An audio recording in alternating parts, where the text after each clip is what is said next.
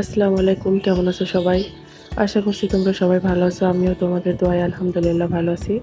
তো আজকে আমি ব্লগটা শুরু করেছি দুপুরে। তো দুপুরে রান্না-বান্না শুরু করছি। তো এখানে হচ্ছে আমি ছাগলের মাংস রান্না করছি আর সাথে পোলাও ভাত রান্না করব। তো হচ্ছে যেহেতু বেশ কিছুদিন পোলাও রান্না করা হয়নি, তো ভাবলাম যেহেতু আজকে মাংস রান্না করছি, তো এখানে আমি একটু পোলাও ভাতও রান্না করে নেই।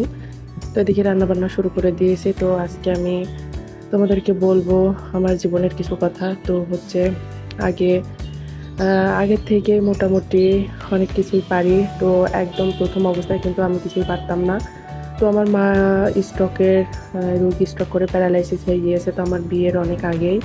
তো মা যখন অসুস্থ ছিল তখন থেকে টুকটাক কাজকর্ম আমার শেখা। তো হচ্ছে এরকম অসুস্থ রুগী যার ঘরে আছে সেই জানে এরকম মানুষের কেমন সমস্যা। তো আমার মা এমন সে কোনো কিছুই করতে পারে না, সব কিছু তাকে করাই দিতে হয়। তো রান্না বান্না প্লাস নিজের কোনো কাজকর্ম সে পারে না। একজন যতক্ষণ না তাকে দিবে ততক্ষণ সে খেতেও পায় না।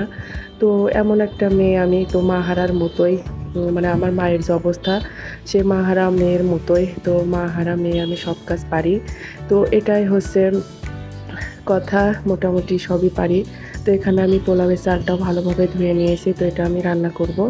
তো হচ্ছে এখানে আমি পানি ঝরতে দিয়ে দিয়েছি। তো অলরেডি আমি এখন চুলাতে হচ্ছে তেল একটু গরম করে নিয়েছি। তো যাদের হচ্ছে আমার মতো মা অসুস্থ তারা বুঝতে পারছো যে মা অসুস্থ থাকলে একটা সন্তানের জন্য সেটা কতটা কষ্টদায়ক।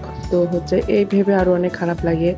যদি আমার মা হচ্ছে হাঁটতে না পারলো, যদি হাতের সমস্যাটা না হতো তাহলে নিজে হাতে খেতে পারতো। সে হাত দিয়ে খাওয়ার ক্ষমতাও তার নাই। আর এরকম মানুষের কতটা সমস্যা হয় সেটা তোমরা অবশ্যই বুঝতেই পারছো। তো এটার বলার কিছু নাই। তো সবাই আমার মার জন্য দোয়া করো, যেন হচ্ছে সে এভাবেই অনেক দিন বেঁচে থাকতে পারে। আমার মা যতই অসুস্থ হোক না কেন, প্যারালাইসিসের রোগী হোক না কেন, তবুও সে বেঁচে আছে, এটাই অনেক। তো তারপরেও মনে হয় যে আমার মা তো বেঁচে আছে, এটাই অনেক। কিন্তু যখন সে থাকবে না তখন এই অনুভবটাও থাকবে না যে মা আছে, এখন মা বলে ডাকতে পারছি, এটাই এটাই অনেক। তো যাদের মা নেই তাদের কষ্টটা কীরকম সেটা অবশ্যই আমরা সবাই বুঝতে পারি। তো আল্লাহ যেন সবাইকে সুস্থ রাখে, ভালো রাখে, এই দোয়া করি সবার জন্যই। তো এদিকে হচ্ছে আমি পোলাওয়ের চালটা ভেজে নিছি আর এর মধ্যে যে মশলাগুলো দেওয়ার আমি সবগুলো দিয়ে নিয়েছি। আর আমি হচ্ছে অন্য একটা চুলাতে পানি গরম করে নিয়েছি। তো পানি গরম করে আমি ভাতের মতো অলরেডি দিয়ে দিয়েছি।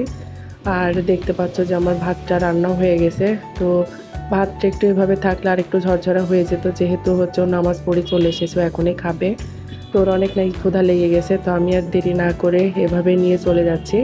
তো এখন আমি হচ্ছে এটা একটু ডেকোরেশন করব, তারপর হচ্ছে আমি খাবারটা পরিবেশন করে দিব। তো এখানে আমি আর হচ্ছে গরমটা ঠান্ডা করার জন্য এখানে হচ্ছে রেখে দিতে পারলাম না।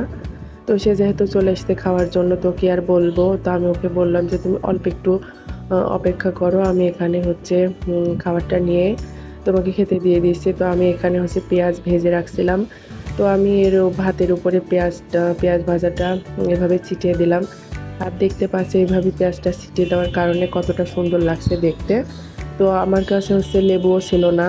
তো একটা লেবু ছিল, সেটাই আমি এভাবে কেটে নিয়েছি। তো এখন আমি মাঝখানে যেহেতু ফাঁকা, সেখানে দেওয়ার মতো কিছু নাই, তো এখানে আমি 2টা মরিচ দিয়ে দিব। এটা হচ্ছে শুধু দেখার সৌন্দর্যের জন্য করেছি। তো আমি এখন ঢাকনা দিয়ে ঢেকে টেবিলে নিয়ে যাব। তো আমি অলরেডি টেবিলে চলে এসেছি, নিয়ে এখন ওকে খেতে দিয়ে দিব।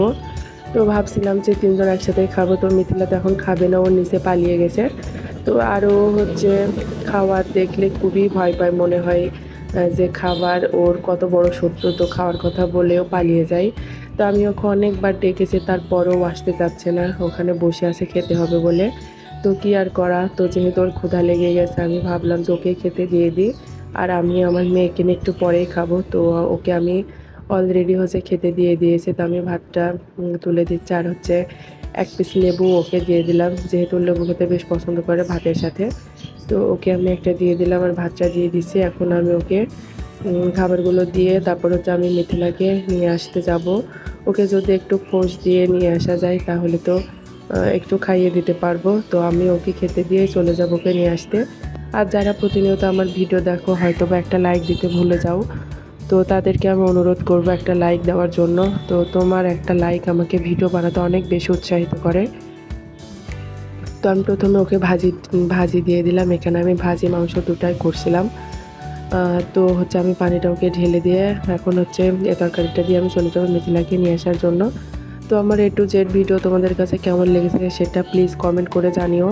আর যদি ভালো লাগে তাহলে আমার চ্যানেলটা সাবস্ক্রাইব করে আমার পাশে থাকো। আর যদি বেশি ভালো লেগে থাকে তাহলে ফ্রেন্ডস ও ফ্যামিলির মধ্যে শেয়ার করে দিও।